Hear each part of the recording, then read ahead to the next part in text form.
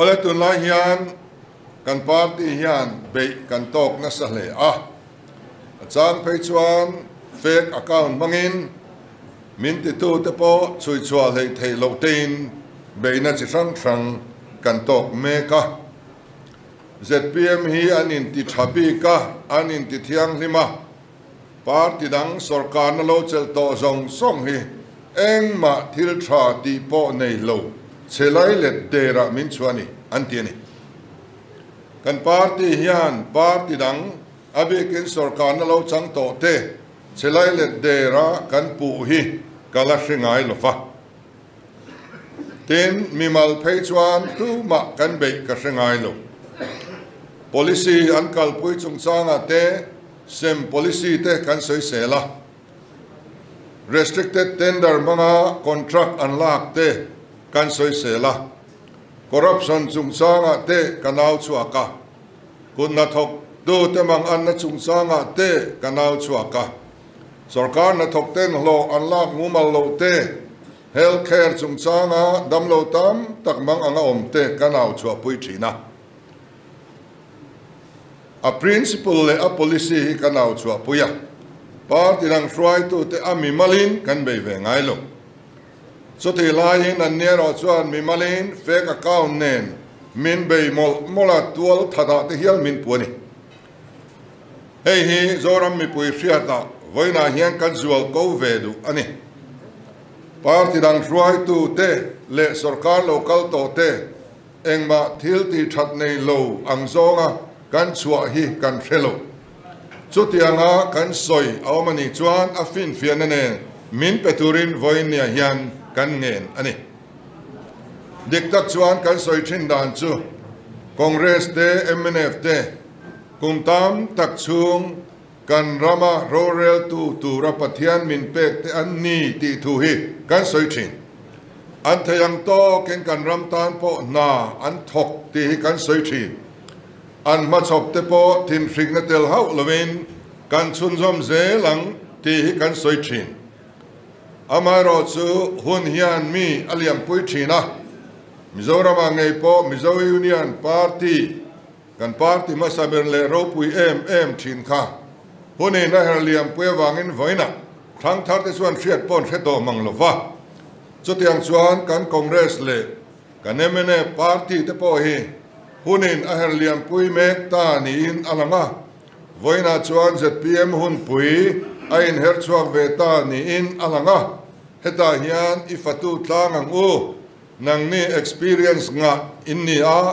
kan mamo chewa elai mun atang hian midang te ta na mal som na in di zel theina in honge tin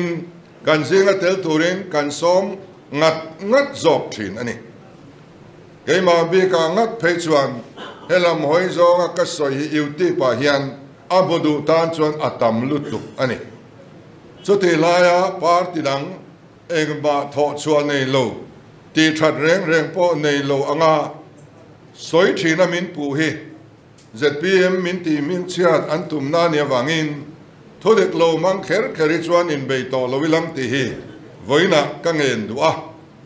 hetiang hi fin fia thei zel ania chutianga kan lo soite ni chuan a fin fia na nen hian ronta lang thin turin kan du a voina hi ngai po hian tu na ngai po hian congress le MNF unau hi kan party ya kan zinga lo tela kan tho pui ni turin kan som non le zo ani ten ton ma de watanga an soire thei hau lo chu ZPM hian ko ranikan unit animai anti ti hian min pu cham chia media a kan chwa to ZPM zinga kan ruai tu zinga ko ranikan unit animai ti soi tu anom chuan tu nge soi khoi muna nge eng huna nge ron soi chiang ro tin kan challenge thina ron soi tu eng ma an hrengai lo ani so ti chung chuan voin thleng hian heng thu te po hi an tuai thara an post thara le a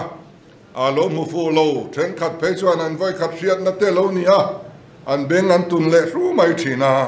heng te po hi han soi tel a tha in ka ria a ten tun lai min be na na sa mem chu ZPM hi chung kwa hi boy le anga mi chwa antum me ani ZPM adin tir ata voin thleng hiam min be tu ten min be an bang lova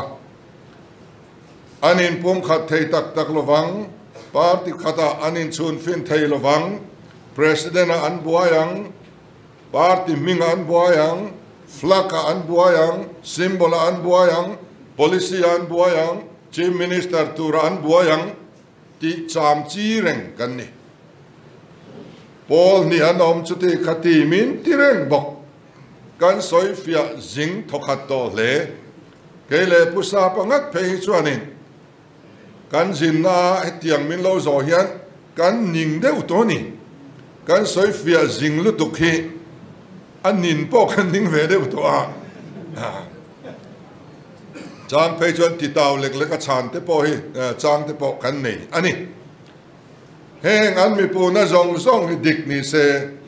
tu kin jing hi ZPM hian a thleng lo heng zong zong hi dik ni se voin thleng hian kan pung lo voin thleng hian ma kan son lo wang cho wangin heng hi adon son dan to kan thiam angaya min be na le min pu na zong song hi kainin wa chan sen ani lova chan po atul kherlo hun local hian adik lowani ti hi aron fin fia thine hun hi kan ta na poimo khop mai ma na min be na te